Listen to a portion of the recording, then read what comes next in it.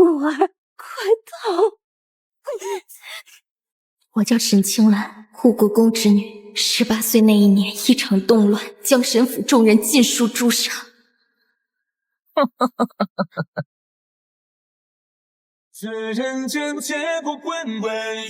国公中，是他带兵前来，救下重伤濒死的我。别怕，我会护着你。后来我入住京城，整日以泪洗面，也是他不知疲倦地换着法子哄我开心。看看，喜欢吗？猫。云叔说女孩子都喜欢猫猫狗狗，我一眼就觉得这小猫生得漂亮，与你一般。云叔是你的夫人吗？我哪有夫人？楚云叔，军中左先锋，我出生入死的好兄弟，没把她当女人。哦。往后的3年，他常常陪我散心，为我绽放漫天烟火，为我堆砌一院子雪人，许诺我一生一世至死不渝。后来在他求娶之时，我便毫不犹豫地答应了下来，直到成亲当夜。将军，楚先锋的马惊了，他受伤无人照料，差人请您去看看。我这就去。不许去！青兰，她一个女人独自住在军中也是可怜。这个时候你又知道她是女人了？也不是，我对她绝对没有那个意思。那她对你呢？应该也没有吧。我生辰那日，她得了风寒，高热不退，你一去就是一夜未归。你说要带我出游那日，她遭人暗算，毒入肺腑，你陪了整整3日。她是我的下属，于情于理我都不该不管吧。那今天呢？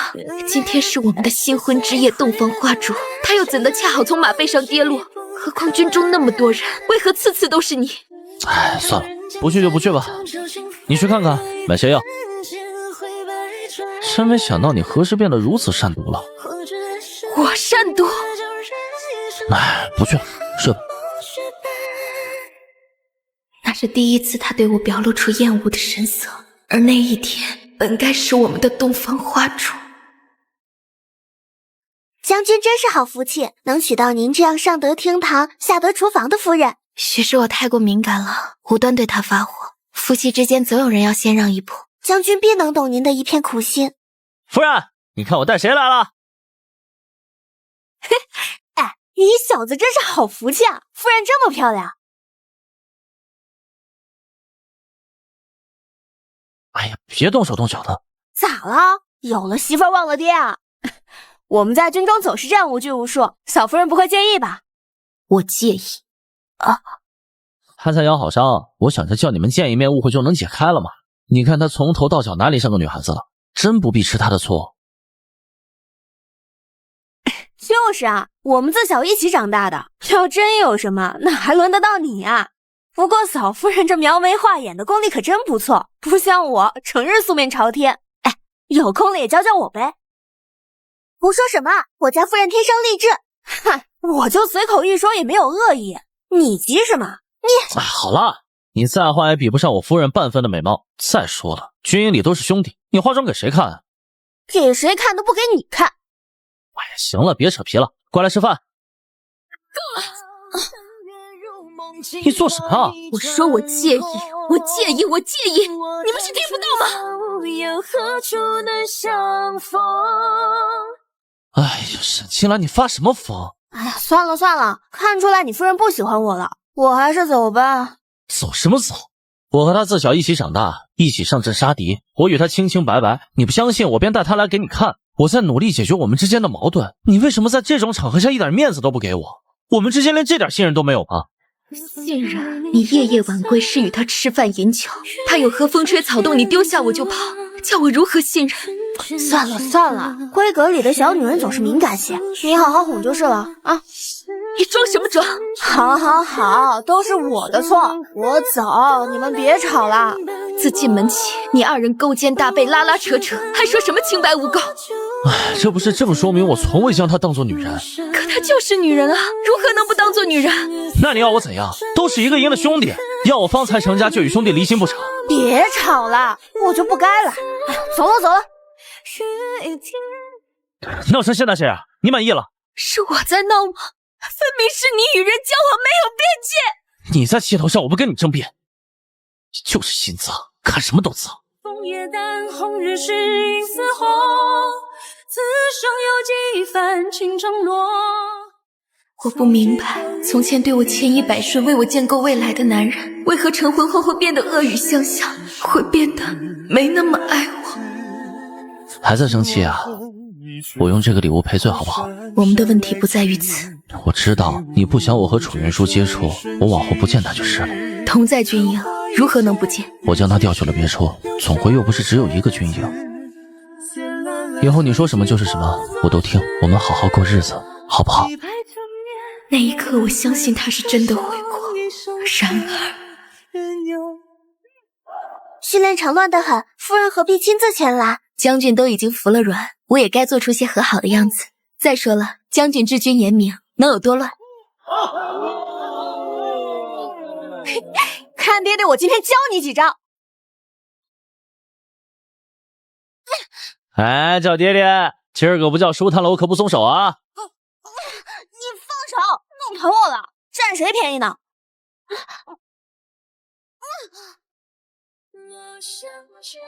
终究，他还是一点都没变。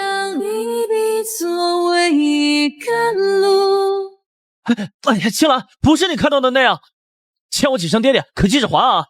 去追你那娇滴滴的夫人吧！哎呀，青兰，你听我解释。还解释什么？你昨日才说将他调去别处，今日又这样搂在一起。段清风，你嘴里可还有一句实话？什么叫搂在一起？话别说那么难听行吗？你都做得这么难看了，还怪我说的难听吗？你问都不问一句就妄下定论。今日是四营之间的切磋，若非如此，我们不会再见，更不会因为切磋摔倒而被你看到。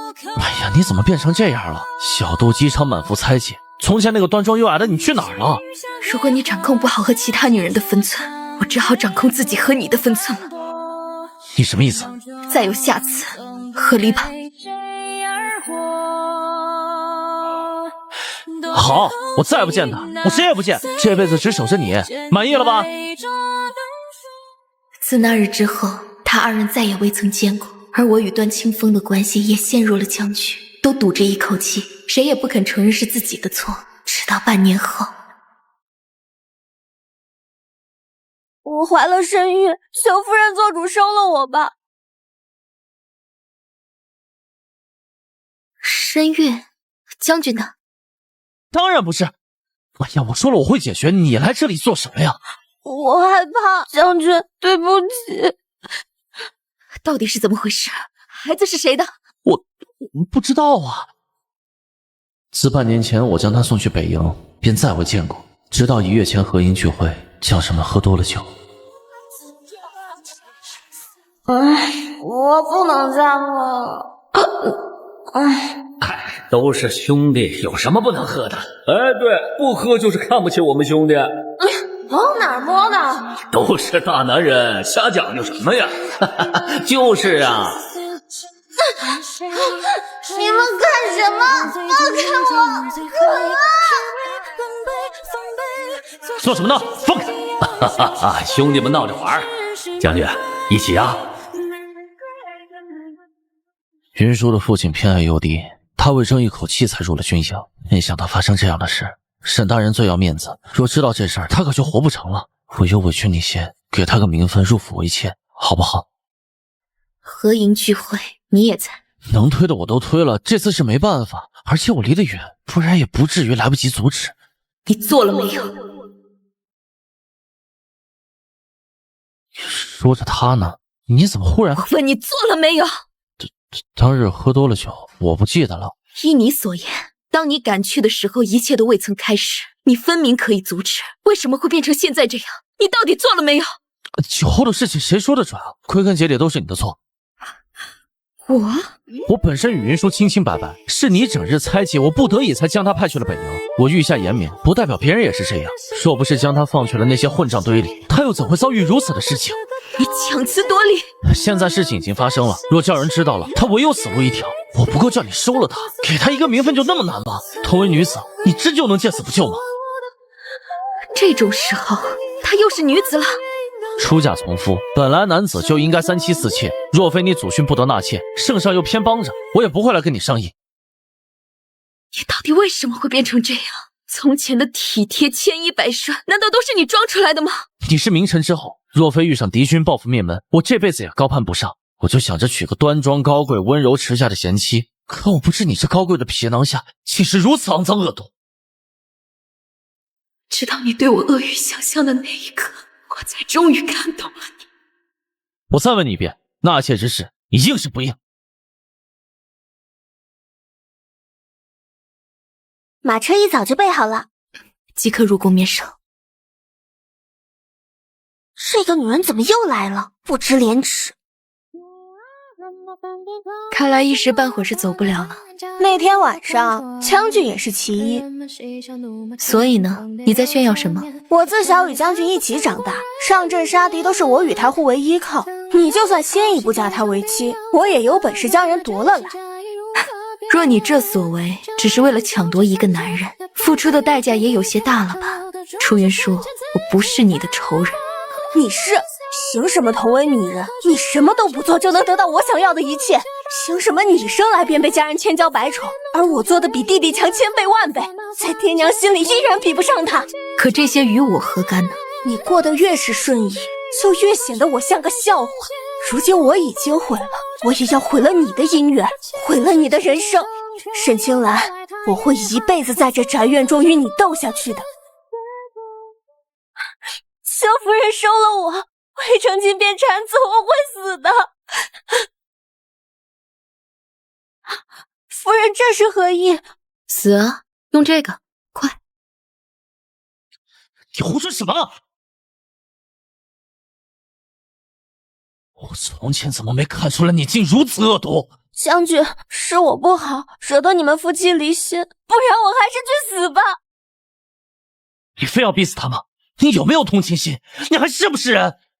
将军借醉酒之名与人一起做那种事情，才真的不是人。我祖父3朝元老，我父亲亦是护国公，我全家因为国效力遭灭门之灾，我更得圣上垂怜眷顾。将军大可以试试这一巴掌下去，你这身官服可还穿得踏实？你这脑袋可还留得住？你威胁我？你不顾夫妻情分，那这夫妻也不必做了，今日便去御前求个和离，从今往后各不相干。我没想和离，我只是……你只是想要我这名门之后的身份，想要一个端庄高贵的夫人惹人羡慕，想感受与女子暧昧不清的快乐，你什么都想要，可凭什么？凭什么我要牺牲自己来满足你的龌龊念头？你说我龌龊？酩酊大醉的人是什么样我见过，一觉睡过去踹都踹不醒，分明是酒壮怂人胆，却非要将一切罪过推到酒的身上。哼，将军如此没有担当，你不是个男人。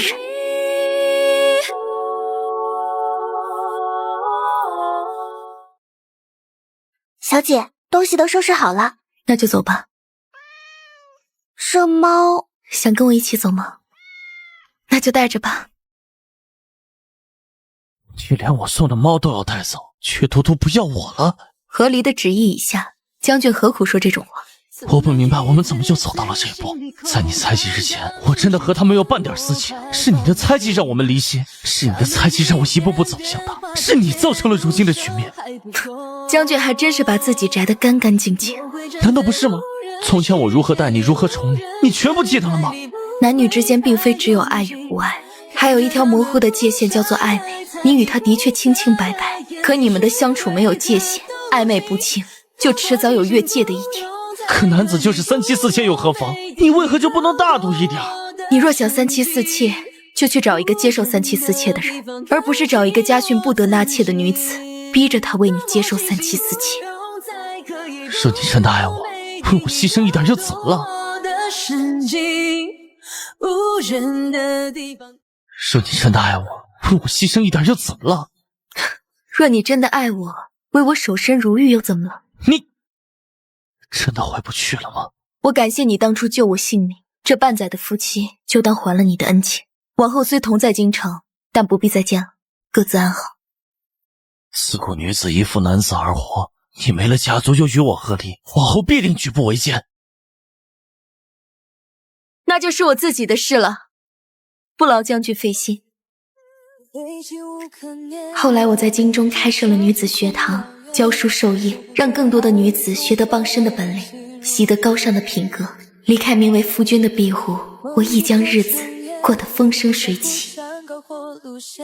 听说段将军还是将楚云舒纳入府里做了妾，却一直冷着他。孩子前些日子没了，他撒泼差点把将军府烧了呢。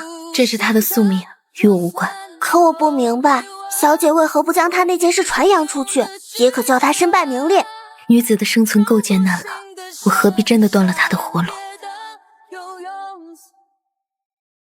说你曾经有这样的度量，我们何必走到如今的地步？都说了不必相见，你怎么又来了？离开你之后，我没睡过一个安稳觉，闭上眼睛满脑子都是你。青兰，说我知错了，我们还有机会吗？将军不是知错了，而是尝到了苦果。一心一意庇护的新人变得蛮横无理、小肚鸡肠、形同疯妇，让你失了兴趣，厌了，怕了，仅此而已。你怎么知道？我与楚云舒自幼一起长大，她豪爽坚强，随性洒脱，与那闺阁中娇滴滴的女子都不同。可当她入府为妾后，却像是变了个人。这么晚才回来，去喝酒了？和谁？是不是有歌姬？你是不是在外面又有别的女人了？哎呀，应酬罢了。从前你不是也一起去了吗？怎么变得这么婆婆妈妈？我怀着身孕，你凭什么这么对我？这是谁的？你心里想好吗？你给我说清楚！我说什么说？你只是个妾室，我做什么有必要向你汇报？血，是血，我的孩子！我不明白，为什么女子婚前婚后会有两副面孔？路是自己选的，自食苦果也是应该。我知道错了，我们重新开始好不好？你放手！青兰，太丢脸了，我居然在和段清风的争执中晕了过去。熬夜吗？不熬。喝酒吗？不喝。不看拉倒。你这神医怎么回事？病都还没看完就走？我看你家小姐心事重重，也不像配合治病的样子。那也得看啊。不过丢了个负心汉就把自己折磨成这个样子，活该。神医了解我多少，也敢如此妄下定论。一路走来，京城的事情听说了不少，原本还挺佩服你及时抽身，没想到前夫回来不过3言2语，又惹得你心绪不宁到这种地步。我只是这些日子为私塾之事烦忧。私塾？先生听八卦只听得后宅矛盾，却不知我创办了女子私塾，看来也只是听些自己想听的东西罢了。哦，原来如此，实在下冒昧了。来，继续治病。你想治，我还不想看了。送客。哎呀，我这暴脾气。段清风这些日子还来吗？没来了，听说是楚云舒的事情被闹了出来，一干人等都受了责罚，段将军也挨了80军棍，有些日子起不来呢。不过神医倒是日日都来。他？叶神医还真是悠闲。前日说错话了，总该赔罪不是？这些给你，保准药到病除。我收下了，往后不必来了。那我们的恩怨一笔勾销。既如此，我还有一事相求。出来，出来。这是？既然姑娘创办女子私塾，能否也将他们收下？我可以出钱。进来说。我行医游历四方，遇着不少人生了女儿便丢在门外，实在于心不忍，便以收徒为由带在身边，没想到越来越多。神医收入不少，养几个孩子又有何难？养孩子不难，只是他们岁数大了，留在我身边总归不方便。再过几年就是说亲的岁数了，在我身边难免惹人非议。只要你肯收下他们，这私塾的费用我包一半。没有将银子拒之门外的道理，人我收了。那我就放心了，告辞。小姐不是讨厌他，怎么还帮他？他有一颗慈悲之心，却又顾着男女之间的分寸，难得。所以你还是记恨着我没有分寸，对吗？不愧是行军之人，挨了80军棍，现在就能动了？我很后悔。你不后悔与他的暧昧不清，更不后悔借着酒劲儿犯下了弥天大错。你只是后悔这结局不是你能承受的罢了。别把自己说的那么高尚。我对你的救命之恩，我对你3年多的陪伴照料，就换不得一个浪子回头的信任吗？这些啊，早在你一次次的恶语相向中消磨殆尽了。若你不肯与我再结姻缘，我下半辈子就毁了。圣上命我们镇守北地，永世不得回京。今晚看在夫妻一场的份上，你帮帮我吧。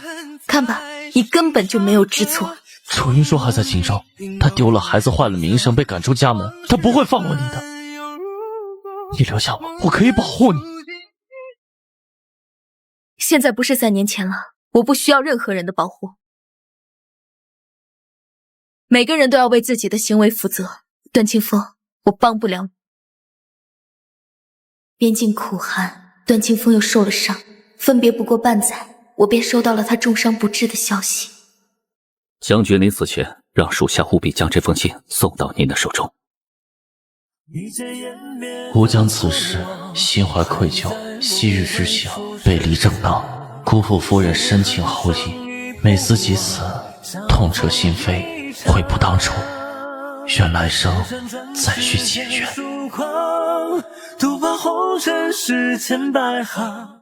伤心了。人非草木，难免对生命的逝去泛起涟漪，但仅限于此。再续前缘还是不必了。拿得起放得下，女中豪杰。与你无关，而且你为何在此？这私塾我也出了银子，为何不能在此？神医收几个女徒弟都知道避嫌，怎么日日来我这里，就不怕惹人非议？我行得正，坐得端，同处一室也距离3尺开外，无半分逾矩。再说了，我日日来此，自然是有别的心思了。那这个给你。这是何意？姑娘大义，叶某心生敬佩，奈何家里长辈早逝，没法子帮着提亲，只好自己来了。我也不知该买些什么，这是全部身家都给你做聘礼，可好？不好，送客。为什么？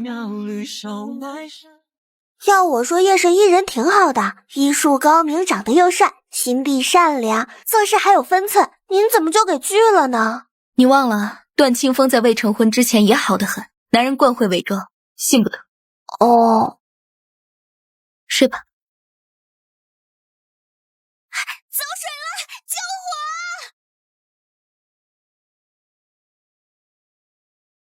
我！为什么会忽然走水？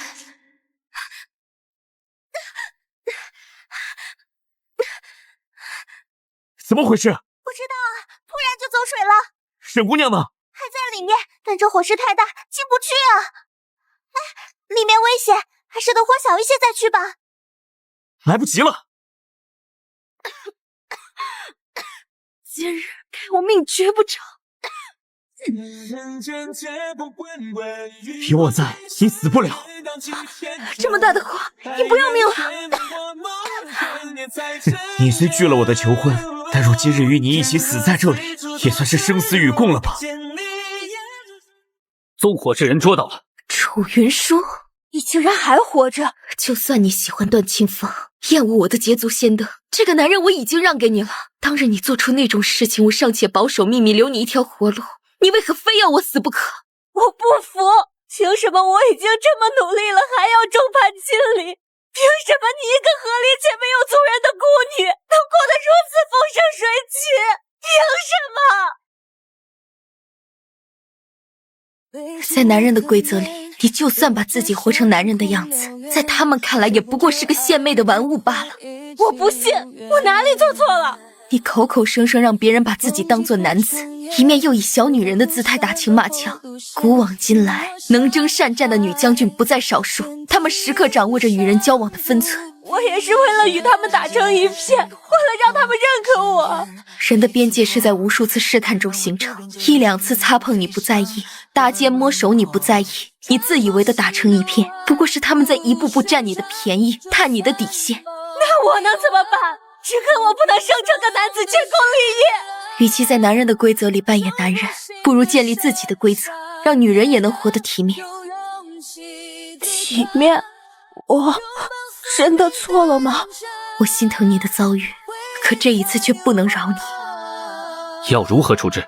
送官吧，纵火治罪加从前的过错，恐怕活不成了。死了也好，下辈子也叫我投个男胎。你白说了半天，他还是不知悔改。他改与不改的又与我何干？终究是他自己的路，还是要自己走。行，那就说说我的事。说亲之事我已经拒了，莫非是神医以为昨夜救了我一命，我就该以身相许？想什么呢？我是携恩图报的人吗？那只是……说好了你收留我的徒弟们，这经营的费用我出一半啊。哦，我脑子到底在想什么？那没事，我走了。叶无尘，昨天晚上谢谢你。大恩不言谢，以后用得到你的地方还很多。神医从前游历四方，如今却在京城不走了，是何道理？你拒绝我是你的权利，我坚持为你留下也是我的权利，你无权干涉。何必执着？那你呢？始终不肯接受，是因为还不能放下段将军？他曾经是我爱情的全部，但爱情却不是我的全部。身在其中的确痛彻心扉，但人总要向前看。对啊，你倒是向前看啊！可我不想再踏姻缘，让自己成为一只观赏的笼中鸟。鸟？男人口中说着情爱，最终却是选一只毛色艳丽的鸟，关在名为后宅的笼中，方便相认炫耀。看，我养的，漂亮吧？我理解你遇到了人渣，一时半刻走不出来，但不是全天下男人都是这样。成亲前他对我千依百顺，成亲后却只想我高贵温婉善解人意。我的兴趣爱好，我的志向理想，他全不在意。他要的只是一只漂亮的鸟，而一旦这鸟和他的设想有所不同，他就会立刻暴怒。真好奇，你从前都经历了什么？算了，不必回忆过往。我的确是个无趣的人，也担不起你的红颜知己。那些徒弟我会亲自为你照料，可我这院子还是别再来了。师傅被先生教训了。先生说的对。那师傅要放弃了吗？我舍不得师傅，也舍不得先生。师傅何时说了放弃？这样一次次拒绝的他，我更喜欢了。我不知你究竟经历了怎样不堪的过往，但我明白，像你这样光脚走过荆棘的女人，哪怕遍体鳞伤，也有重新翱翔9天的勇气。谁也没有那个资格将你求为笼中鸟，我也不行。多少年了，还没有放弃吗？放弃了呀。那还跟着我做什么？我放弃了与你结发为夫妻的念头，却永远不会放弃倾慕你的念头。我没想占有你，只想看着你。您能留在京城可真是太好了，不像从前群姨们要得好一顿找呢。药开好了你按时吃，慢走。夫人来了，夫人真是好福气啊，嫁了叶神医这样的夫婿啊。是我有福气，终于娶到了梦寐以求的人。与病人争论什么？得争论，不然我这些年守得云开见月明的功夫都白费了呀。吃你的饭吧。熬得住寂寞，才等得到花开。娘亲，他们又欺负我。谁？跟爹爹说。我在街口看书，旁边学堂里的人抢了我的书，说女子无才便是德，以后总归要嫁人的。臭小子不学无术，爹爹给你出气去。叶无尘，你今年几岁啊？娘亲，我要生来是个男子就好了。为什么？男子想做什么就做什么，力气大，还能欺负别人。不可以欺负别人，但除此之外，女孩儿也可以做自己想做的事，只要你坚守本心，不要行差踏错。望泪乾坤门，生息何地心动为真。拂袖落尘，夜无晨昏，快活左右又长生。夜海惊涛声。